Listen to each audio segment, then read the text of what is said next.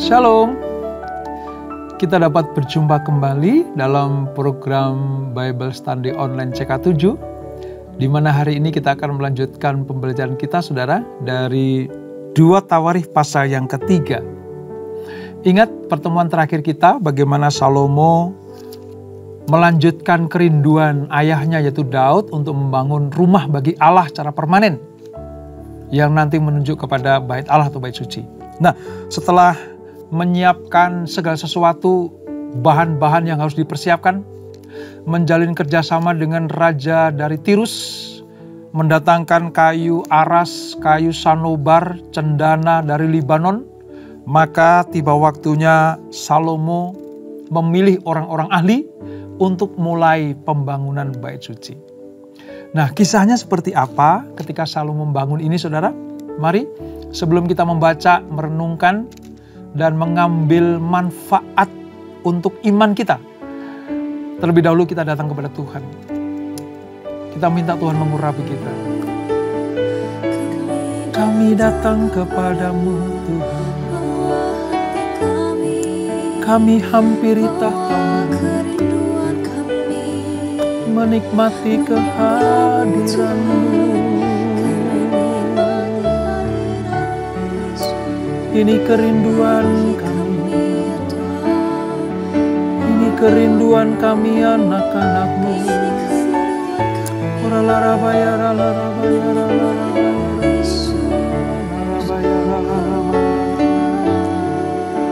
Jesus, Jesus, kami datang.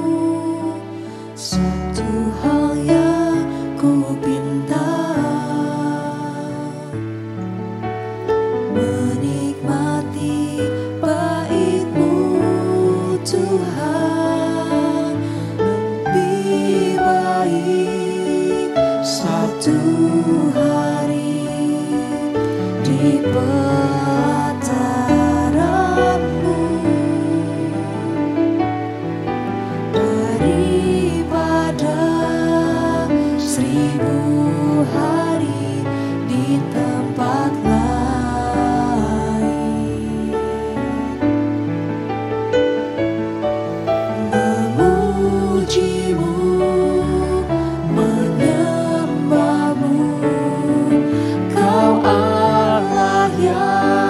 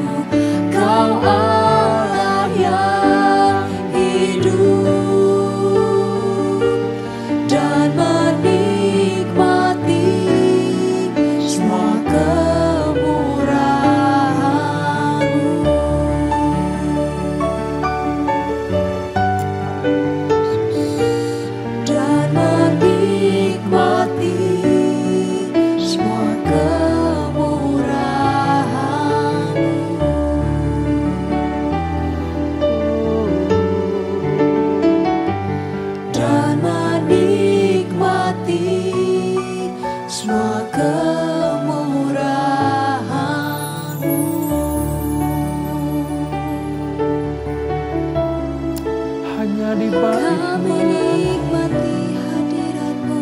hanya di rumah-Mu. Kami menikmati Engkau, menikmati hadirat-Mu.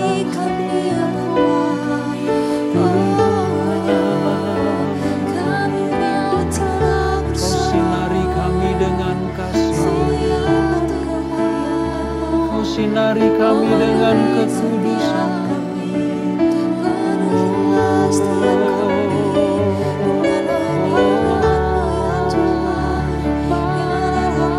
Haleluya, Yesus.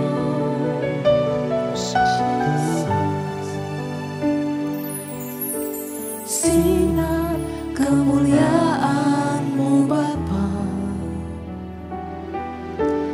memenuhi sekelilingku. Ku rasakan hadirat-Mu, Kau tenggelamkan jiwaku. Ku ingin tetap tinggal bersama-Mu.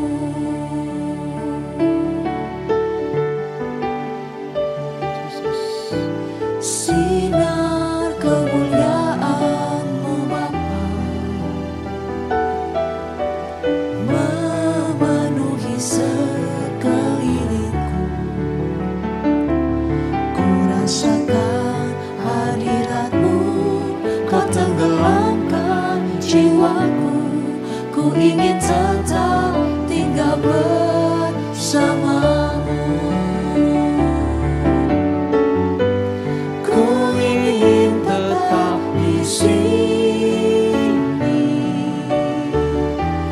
Menikmati bait-Mu, ku ingin tetap di sini dan memandang indah wajah-Mu.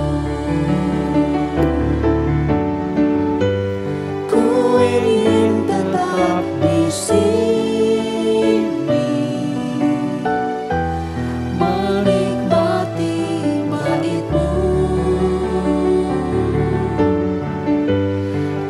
ingin tetap di sini dan memandang indah wajah-Mu.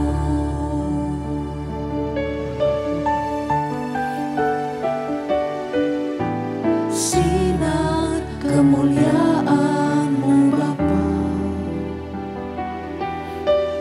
memenuhi sekelilingku. Ku rasakan hadirat-Mu, Kau tenggelamkan jiwaku. Ku ingin tetap tinggal bersama-Mu.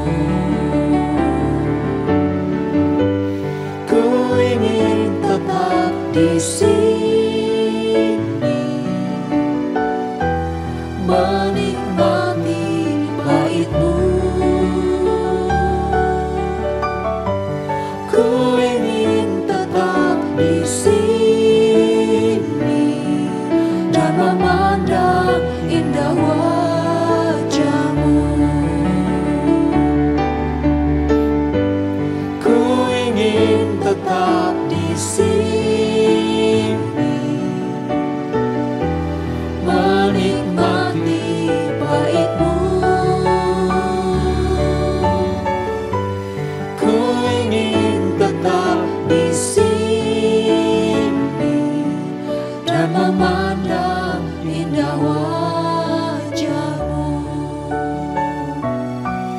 dan memandang indah wajah-Mu, dan memandang indah wajah-Mu.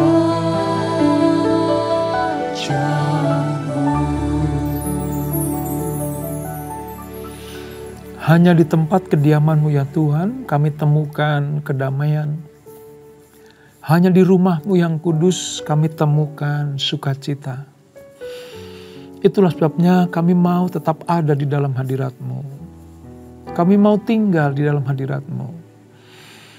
Terima kasih Bapa, terima kasih Tuhan Yesus, terima kasih Roh Kudus. Engkau hadir di tengah-tengah hidup kami, Engkau hadir di tengah-tengah acara kami hari ini. Kami percaya kedatangan-Mu, kehadiran-Mu membawa berkat buat kami. Berkat untuk kami mengerti setiap firman yang Kau berikan. Berkat untuk dapat melakukan semua perintah-perintah-Mu. Itulah kerinduan kami, supaya kami disebut sebagai orang-orang yang berbahagia. Kami akan melanjutkan pembelajaran kami, urapi kami Tuhan, jamah kami. Di dalam nama Yesus, mari yang siap belajar firman Tuhan, sama-sama kita katakan, amin. Nah saudara, kita akan membaca dari 2 Tawarikh pasal yang ketiga, ayat 1 sampai ayat ke-14. Ini sangat penting untuk kita mengerti saudara, karena disinilah bangunan megah pertama, tempat ibadah bagi orang Israel pada waktu itu mulai dibangun, mulai didirikan. Dari kenduan seorang Daud, dieksekusi atau dilakukan oleh Salomo, maka Israel memiliki bait suci. Salomo mendirikan bait suci. Salomo mulai mendirikan rumah Tuhan di Yerusalem di Gunung Moria, di mana Tuhan menampak diri kepada Daud ayahnya, di tempat yang ditetapkan Daud, yakni di tempat pengirikan Ornan orang Yebus itu. Ia mulai mendirikan rumah itu dalam bulan yang kedua pada tahun keempat pemerintahannya. Inilah ukuran dasar yang dipakai Salomo untuk mendirikan rumah Allah. Panjangnya 60 hasta, menurut ukuran hasta yang lama, dan lebarnya 20 hasta. Balai di sebelah depan ruang besar rumah itu panjangnya 20 hasta menurut lebar rumah itu, dan tingginya 120 hasta. Balai itu dilapisi dari dalam dengan emas murni. Ruang besar dipapaninya dengan kayu sanobar. Kayu itu diselaputnya dengan emas tua. Kemudian dipasangnya pohon korma dan untaian rantai di atasnya. Ruang itu dilapisinya juga dengan batu permata yang mahal-mahal sebagai perhiasan, sedang emasnya emas parwaim. Demikianlah ruang itu, balok-baloknya, ambang-ambangnya, dinding-dindingnya, dan pintu-pintunya disaputnya dengan emas, dan pada dinding-dindingnya diukirnya kerup. Kemudian ia membuat ruang maha kudus, panjangnya 20 hasta menurut lebar rumah itu, dan lebarnya 20 hasta juga. Lalu ia menyaputnya dengan emas tua seberat 600 talenta. Berat paku-paku 50 shikal emas. Juga kamar-kamar atas diselaputnya dengan emas. Ia membuat 2 kerup berupa pahatan di ruang maha kudus dan melapisinya dengan emas. Sayap kerup-kerup itu seluruhnya 20 hasta panjangnya. Sayap yang sebelah kerup yang satu 5 hasta panjangnya, dan menyentuh dinding ruang. Sedang sayapnya yang sebelah lagi juga 5 hasta panjangnya, dan menyentuh sayap kerup yang lain. Begitu pula sayap kerup yang lain itu 5 hasta panjangnya, dan menyentuh dinding ruang. Sedang sayapnya yang sebelah lagi juga 5 hasta panjangnya, dan bersentuhan dengan sayap kerup yang pertama. Jadi sayap kedua kerup itu membentang sepanjang 20 hasta. Sedang kedua kerup itu berdiri di atas kakinya dan menghadap ruang besar. Kemudian ia membuat tabirnya dari kain ungu tua, kain ungu muda, kain kirmisi, dan lenan halus, dan menggambarkan kerubim padanya. Saudara, ini perlu saya sampaikan dan kita baca bersama. Mengapa? Karena bagi kita mungkin, apalah artinya ukuran-ukuran ini? Apalah artinya bahan-bahan yang dipakai oleh Salomo untuk mendirikan bait suci? Ya, bagi kita sepintas lalu tidak begitu penting. Tapi tahukah saudara? Ini kita baca karena ini membuat sebuah pengertian bahwa Salomo mengikuti aturan-aturan, perintah-perintah, ukuran, ya, luasnya, ya, lebarnya, panjangnya, kainnya apa, jahitannya seperti apa, diletakkan di mana, semuanya mengikuti perintah Allah. Ini maksudnya. Sulit untuk mengingat, sulit untuk mengerti tentang apa yang kita baca hari ini. Tapi saya mau katakan, hal penting yang dapat kita petik adalah bagaimana Salomo taat melakukan presisi seperti apa yang Tuhan perintahkan. Hal ini penting, saudara. Karena selain sifatnya kudus, selain tempatnya itu menjadi tempat kemuliaan yang Allah akan hadir di situ, Allah juga minta ketaatan, kepatuhan atas perintah. Itu menjadi landasan atas ibadah orang Israel. Saudara tahu sekarang, mengapa pembangunan bait suci ini harus mengikuti aturan-aturan ilahi? Karena di samping kemegahannya, ini bait suci dibangun atas ketaatan kepada Allah. Wah, luar biasa. Gini ya, bagi orang-orang yang hidup pada zaman Israel pada waktu itu ya, pada zaman Salomo itu, bait suci Salomo itu merupakan saksi tentang kemuliaan Israel, tentang kehadiran Allah, tentang bagaimana Allah berkenan hadir di tengah-tengah umatnya. Dan bangunan ini akan menjadi bangunan ideal, menjadi pola terhadap tata cara ibadah bangsa Israel. Tempat di mana dikhususkan di Yerusalem, tadi di Bukit Moria. Saudara tahu Bukit Moria? Tempat di mana Abraham yang mempersembahkan Ishak ketika diuji oleh Tuhan. Apakah Abraham taat kepada Allah atau lebih memperhatikan Ishak sebagai berkatnya itu? Tapi ternyata, saudara lihat, Alkitab kita itu Alkitab yang luar biasa. Ya, selain kudus, mulia, benar, tapi juga cerdasnya luar biasa, saudara. Abraham mempersembahkan Ishak di Bukit Moria dalam ketaatan iman yang mutlak. Demikianlah Salomo mendirikan bait suci, tidak meninggalkan ketaatan yang mutlak itu. Sampai-sampai ukuran dan bahan-bahannya persis seperti apa yang diperintahkan Musa. Persis seperti apa yang dipersiapkan Daud.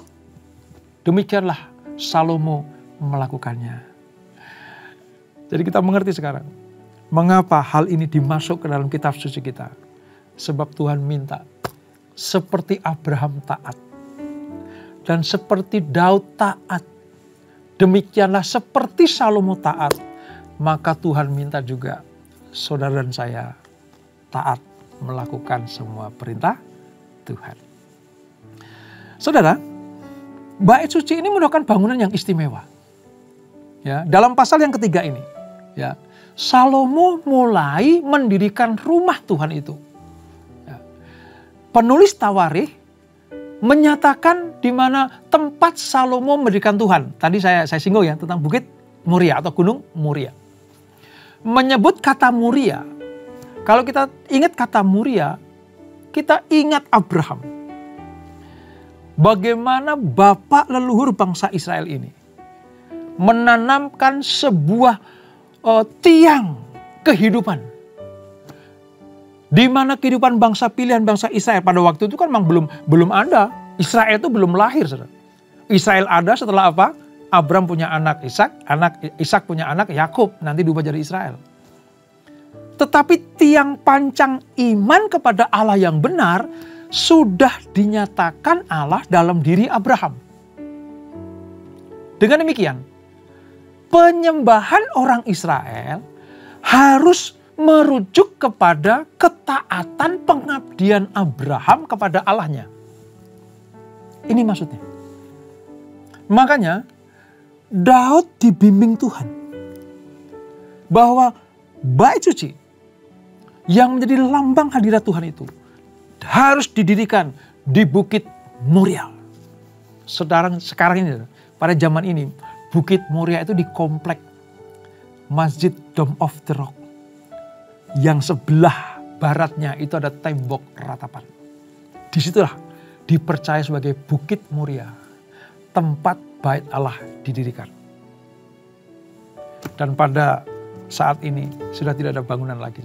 Tidak ada batu satupun yang berdiri di atas batu yang lain yang merupakan bait suci itu. Karena hanya tinggal tembok ratapan. Tembok barat itu. Orang Israel nggak mau loh menyebutnya tembok ratapan. Mereka marah kalau kita katakan itu tembok ratapan. Itu bagi mereka adalah tembok barat.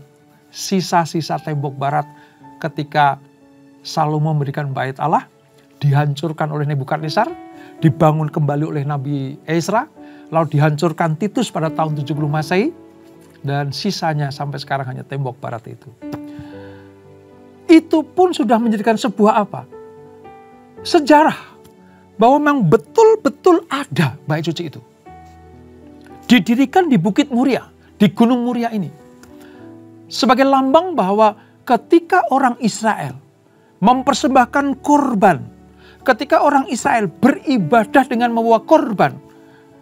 Mereka harus melihat ketika Abraham membawa Ishak untuk dijadikan korban. Walaupun pada akhirnya pisau Abraham tidak pernah menyentuh Ishak. Karena digantikan oleh apa? Seekor anak domba jantan. Nanti itu menjadi sebuah penggenapan bagi perjanjian baru. Yaitu apa? Yesus Kristus yang menjadi anak domba Allah. Ini. Pada zaman Abraham, Allah bikin pola. Ini seperti ini nih penyembahannya. Pada zaman Salomo, dijadikan bait suci. Ini polanya seperti ini. Dan pada perjanjian baru, bait Allah sudah tidak ada. Siapa itu bait Allah? Yesus Kristus waktu masih ada di bumi. Begitu Yesus naik ke surga, Tuhan bilang begini lewat Rasul Paulus. Tubuhmu adalah bait Allah. Tubuhmu adalah bait sucinya Allah. Itulah sebabnya, maka sama seperti Abraham taat. Sama seperti Salomo taat mengikuti aturan-aturan Tuhan. Demikianlah ketika kita hidup di dalam bait Allah ini. Tuhan juga minta ketaatan yang sama kita lakukan untuk Tuhan. Ini pentingnya kita belajar tawarikh itu seperti itu, saudara. Itu yang pertama ya. Tempatnya Bukit Muria atau Gunung Muria. Yang kedua. Pada pasal 3 ini disebutkan pula rumah itu didirikan di tempat pengirikan ornan. Apa itu? Tempat pengirikan ornan. Tempat yang ditetapkan Daud. Daud diberi belas kasihan oleh Allah di tempat itu. Ketika dia habis berbuat dosa. Mengadakan sensus penduduk. Ceritanya Daud perintahkan kepada anak buahnya. Coba hitung pasukan kita berapa. Nah Tuhan marah pada waktu itu. Ya, Tuhan marah. Tuhan marah. Itu pernah kita pelajari di 1 Tawarikh pasal yang ke-21. Ya, Tuhan marah. Kenapa? Karena Tuhan melihat Daud akan mengandalkan pasukannya. Padahal Daud harusnya tetap mengandalkan Tuhan. Nah ketika Tuhan marah saudara, di wilayah pengirikan ornan inilah Daud mendapatkan belas kasihan dari Allah. Ya, ketika Tuhan tidak jadi menghukum, ya, Tuhan tidak jadi murka kepada Daud. Maka Daud berkata seperti ini, disinilah tempat kemurahan Allah. Dan disinilah aku nanti punya rencana membangun tempat kesukaan Allah. Yaitu bait atau rumahnya. Tapi karena Daud tidak diizinkan membangun, maka dilanjutkan oleh Salomo. Dan ketika kita baca di Tawarikh pasal ketiga, muncul kata Gunung Muria dan tempat pengirikan ornan. Demikianlah saudara, bait Allah itu didirikan di tempat yang kudus, dan ketika orang Israel mendapatkan belas kasihan Tuhan. Oh, ini sebuah pernyataan ilahi yang harus kita mengerti. Kalau kita nggak pelajari benar-benar saudara, kita hanya sekadar ya Bukit Muria, oh di situ, secara geografis di situ. Oh ya, pengirikan ornan di situ. Tapi kalau kita mendalami secara sungguh-sungguh, kita dalami deep lagi saudara, kita mengerti, oh disitulah tempat di mana ketaatan dipraktekkan. Seperti Abraham taat mempersembahkan Ishak, dan di pengirikan ornan itulah ketika kita memuji Tuhan, menyembah Tuhan, ada belas kasihan Tuhan yang turun. Itulah mengapa sebabnya Allah lewat Abraham dan Daud menetapkan di tempat itulah rumahku akan didirikan. Sekarang kita mengerti ya, Mengapa Allah punya rencana yang indah seperti itu? Nah saudara, penulis Tawarikh dalam 2 Tawarikh pasal yang ketiga ini mencatat bahwa pembangunan bait Allah itu dimulai dengan struktur arsitekturnya. Itu ayat 3. Ya. Ayat 3 bilang gini, inilah ukuran dasar yang dipakai Salomo untuk mendirikan rumah Allah. Panjangnya sekian, lebarnya sekian, gitu. Luasnya sekian. Jadi dimulai dengan struktur arsitekturnya. Lalu dilanjutkan dengan apa? Membangun bagian-bagiannya. Balai di sebelah depan. Itu ayat 4. Ya, tadi kita baca. Ya. Setelah itu beralih kemana? Ruang besar utama. Itu ayat 5-7. Setelah ruang besar utama, ya, lalu ada ruang Maha Kudus. Itu ayat 8-14. Dan yang terakhir, ayat 15-17 itu berbicara tentang balai depan rumah. Jadi, secara teratur, terinci, terukur, presisi, Salomo membangun bait Allah. Nah, mari kita sedikit preteli ya, sedikit saja, nggak semuanya ya karena waktu ya, sedikit saja. Mari kita lihat ruang besar utama dari ayat 5-7. Tadi kita baca. Ini merupakan ruang ya yang dibangun dengan kayu sanobar. Ini dekorasinya mahal luar biasa, saudara. Bahkan kayunya dilapisi hampir seluruhnya dengan emas. Ini ruang besar utama. Jadi bangunan itu betul-betul selain megah, besar, materialnya terpilih, ini kayu pilihan, ditambah lagi salutan-salutan emas. Sebab bagi Salomo, membangun rumah Allah harus megah, harus betul-betul mewakili kebesaran Allah. Itu ruang besar utama. Sementara ruang Maha Kudus, ayat 8-14. Ruangan ini juga dilapisi dengan emas. Salomo menempatkan 2 pahatan kerup yang dilapisi dengan emas. Kerup-kerup ini mewakili apa? Makhluk-makhluk surgawi. Jadi miniatur makhluk surgawi. Posisinya menyembah Allah di sekitar tahta itu. Sebab perintah Tuhan ketika kitab Imamat dinyatakan, bentuk-bentuk penyembahan atau bentuk-bentuk rumah Allah harus memperlihatkan bagaimana kegiatan menyembah. Kegiatan menyembah. Maka dipakailah kerup-kerup ini ya, mewakili makhluk-makhluk ilahi, makhluk-makhluk surgawi saat posisinya sedang menyembah Allah. Sebab di ruang Maha Kudus tidak ada ibadah, tidak ada prosesi selain menyembah Allah. Disitulah pada posisi umat menyembah, imam besar menyembah, hadirat Tuhan turun, Shekinah glory turun memenuhi tempat itu. Dan orang Israel yang datang ke Bait Suci mengatakan tempat ini tempat yang luar biasa indahnya. Aku gak mau kemana-mana, aku hanya mau di hadirat Tuhan. Makanya tadi kita menyanyikan pujian kan, ku ingin tetap di sini. Sebab sinar kemuliaan Allah, Shekinah glory itu memancar, memenuhi ruang Maha Kudus di mana orang Israel beribadah. Nah, gambaran ini saudara ditutup dengan penjelasan di ayat 14. Ayat 14 ya, kita baca. Kemudian ia membuat tabirnya dari kain ungu tua, kain ungu muda, kain kirmisi, dan lenan halus, dan menggambarkan kerubim padanya. Mengenai tabir yang memisahkan ruang Maha Kudus dan ruang besar utama, Salomo memakai kain-kain yang indah pada waktu itu. Jadi antara ruang kudus, ruang utama, besar utama tadi, dengan ruang Maha Kudus ada tabir yang memisahkannya. Dibuat dari kain ungu tua, kain ungu muda, kain kirmisi, dan lenan halus. Pada zaman itu, kain-kain jenis inilah kain-kain yang terbaik. Kain-kain yang mahal. Kain yang paling utama. yang mungkin hanya dimiliki oleh raja dan para pembesar. Dan oleh Salomo, yang utama, yang mahal, yang lebih dari segalanya, lebih dari kain-kain yang lain itu, dipakai sebagai tempat rumah Tuhan. So lihat, keagungan Allah terpancar dalam bangunan bait sucinya itu. Kebesaran Allah terpancar melalui keagungan rumahnya.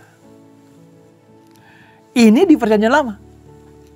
Di Perjanjian Baru, seharusnya gereja, rumah Allah, tempat orang-orang percaya beribadah, berkumpul, melayani satu dengan yang lain, harusnya lebih lagi memancarkan keagungan Tuhan, memancarkan keindahan Allah, memancarkan kemuliaan Tuhan. Harusnya gereja seperti itu. Nah, bagaimana supaya bisa gereja memancarkan keagungan Tuhan? Ya harus dibangun, harus didirikan dengan cara dan dilandasi dengan ketaatan, kekudusan, kebenaran, sesuai dengan firman. Seperti yang Salomo lakukan. Gereja yang memancarkan keagungan Allah adalah gereja yang dipergunakan untuk menyembah Allah. Tidak ada praktek-praktek yang lain. Makanya pada zaman Yesus, ketika bait suci dipakai untuk apa? Mencari keuntungan orang-orang Farisi, ahli Taurat. Dengan berdagang di pelatarannya, diobrak-abrik oleh Tuhan. Kenapa? Karena menyalahi aturan ilahi. Rumahku disebut rumah doa, rumah hadirat Allah. Ini kalau saya panjangin ya saudara, mungkin dalam pikiran Tuhan gini, pengen ngomong begini, zaman Salomo bikin miniatur makhluk-makhluk surgawi, kerup-kerup yang terjaga itu dilapisi dengan emas. Artinya apa? Ini tempat pemujaan, ini tempat ibadah, penyembahan, pujian, penyembahan kepada Allah.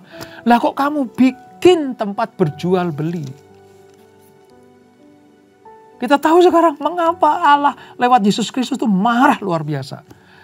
Karena mereka tidak menghormati rumah Tuhan, tidak menghormati bait Allah. Nah, di Perjanjian Baru, setelah bait suci Israel sudah nggak ada lagi. Orang Yudaisme itu berdoanya cuma satu apa? Minta bait suci dibangun kembali. Dia pengen mengulang pada zaman Salomo dan zaman Esra. Tapi sampai sekarang Tuhan belum izinkan. Kenapa? Karena ternyata bait suci Allah itu selain dalam diri pribadi kita, ada dalam diri pribadi Yesus Kristus. Dan lebih daripada itu, ada di dalam gereja Tuhan. Kumpulan orang-orang percaya, itulah bisa disebut sebagai bait sucinya Allah. Yang dibangun dengan ketaatan, kekudusan, kemurnian. Dan dipakai untuk penyembahan. Dipakai untuk mempermuliakan nama Tuhan. Supaya semua orang melihat bahwa Allah Israel pada waktu itu. Dan Allah orang percaya yaitu Yesus Kristus pada zaman ini. Adalah Allah yang besar. Allah yang mulia. Yang patut disembah. Supaya lidah mengaku. Lutut bertelut. Mata memandang. Hati terpaut. Hanya kepada satu-satunya Tuhan yang kita sembah. Yaitu Yesus Kristus. Itulah makna dan inti bait Allah itu seperti itu. Mengerti ya sekarang kita ya saudara? Mengapa Tuhan sangat sekali memperhatikan bait Allahnya. Dulu kepada bangunannya. Dulu kepada fisiknya. Sekarang kepada pribadi orang-orang percaya. Kepada gerejanya supaya dipakai menjadi terang yang ajaib itu. Nah, saya akan tutup dengan sebuah pengertian, pembandingan begini saudara. Bahwa bait suci Salomo dibanding dengan bait suci Yesus Kristus atau gerejanya. Ini penting. Ini pelajaran yang penting setelah kita membahas pasal yang ketiga ini. Yang pertama begini. Bait Salomo didirikan oleh putra Daud. Kan Salomo putra Daud. Jadi bait Salomo didirikan oleh putra Daud. Gereja didirikan oleh keturunan Daud. Siapa itu? Yesus Kristus. Nanti saudara buka dalam Ibrani pasal yang ketiga. Ayat 3 sampai 6. Ya. Itu bait Allah ya dalam diri Yesus Kristus. Bait suci Salomo didirikan anaknya Daud. Tapi bait Yesus Kristus didirikan oleh keturunan Daud. Karena Yesus adalah keturunan Daud dari suku Yehuda. Yang kedua, bait suci Salomo didirikan dari emas, perak, kayu sanobar, dari Libanon itu. Batu-batu yang berharga.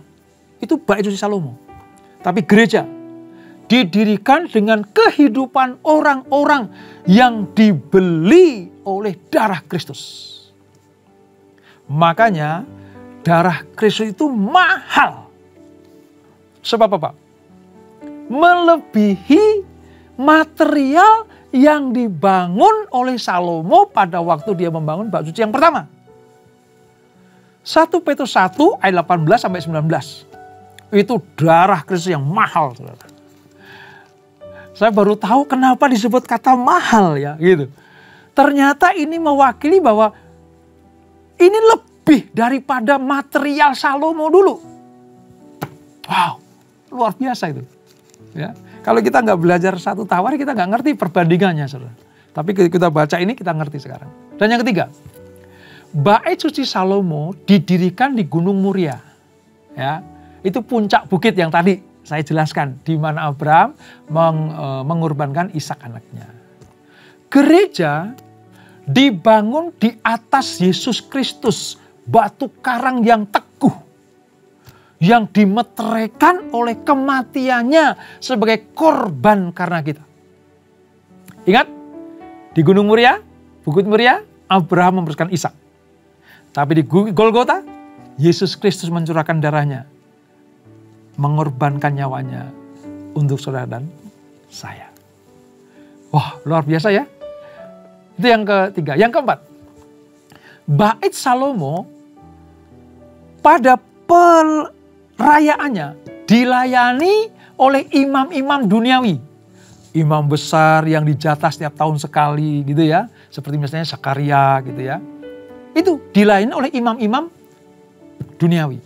Tetapi gereja memiliki imam besar surgawi, di mana semua orang yang percaya kepada Yesus, menghampiri Yesus, diurapi oleh Yesus, disebut sebagai imamat yang rajani.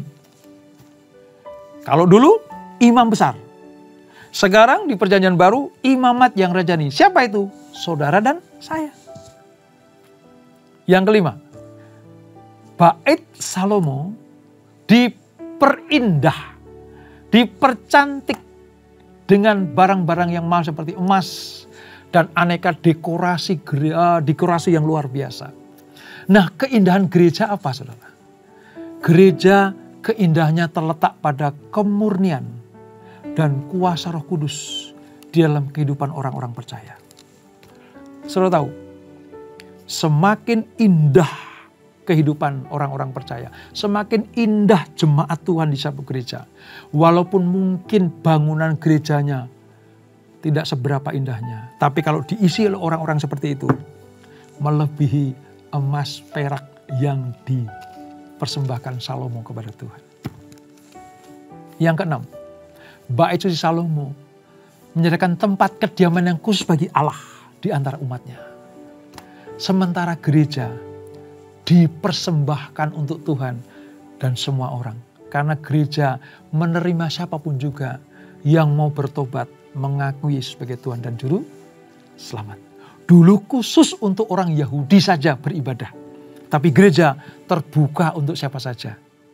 Semakin gereja menerima orang-orang yang percaya, disitulah letak keindahan dan Allah hadir melawat umatnya. Yang ketujuh, bait Allah Salomo bersifat duniawi dan sementara. Tapi bait Kristus bersifat surgawi dan kekal. Nanti kalau kita sampai pada kitab Wahyu, saudara, Wahyu pasal 21. Di mana Kristus yang memerintah selama-lamanya dan kekal itu memancarkan, mewakili atau menyempurnakan bait Allah Salomo. Yang sementara dunia. Karena terbukti sampai sekarang udah gak ada lagi bait suci Salomo. Tapi kehadiran Tuhan selalu ada. Dan yang terakhir, gereja harus menjadi pewaris dan penerus bagi bait suci. Sebagai tempat tinggal Allah yang kelihatan di muka bumi ini. Mereka sudah tidak bisa melihat Allah lagi secara fisik. Tetapi mereka bisa merasakan hadirat Tuhan. Lewat apa? Gereja Tuhan. Oleh sebab itu, jadilah kumpulan orang-orang percaya yang memancarkan kemuliaan Allah. Supaya apa? Supaya kita dan orang lain bisa menyanyikan pujian tadi. Ku ingin tetap di sini. Karena merasakan hadirat Tuhan. Dan itulah 2 Tawarikh pasal yang ketiga. Kita berdoa. Bapa, terima kasih untuk anugerah-Mu. Kami mengerti sekarang bagaimana bait Allah Salomo dihancurkan Babel, dibangun Ezra, dihancurkan lagi oleh Titus dari Roma, dan sampai sekarang gak ada. Karena ternyata Tuhan sudah menetapkan tempat kehadirannya di hati orang percaya, di kumpulan orang-orang percaya yaitu gerejanya, supaya kami bisa menikmati hadirat Tuhan. Dan biar semua orang melihat dan menjadi takut, lalu percaya kepada Engkau. Terima kasih Bapak untuk pelajaran yang luar biasa ini. Terus bawa kami dan gerejamu supaya terus dalam hidup ketaatan kepada Tuhan dan pengudusan.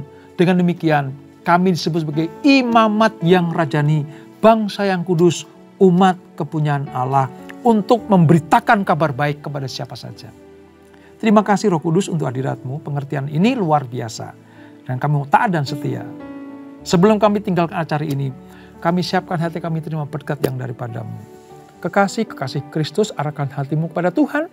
Terimalah berkat kasih anugerah dari Allah Bapa yang berlimpah-limpah. Di dalam anak yang tunggal Tuhan Yesus Kristus. Dan persekutuan yang manis dalam Roh Kudus menyertai kita semuanya. Mulai saat ini sampai Maranatha. Yesus datang yang kedua kali menjemput kita semuanya. Bertemu di awan-awan yang bermain. Menikmati kemuliaan kekal sampai selama-lamanya. Yang diberkati. Sama-sama kita katakan amin, amin, amin. Tuhan Yesus memberkati.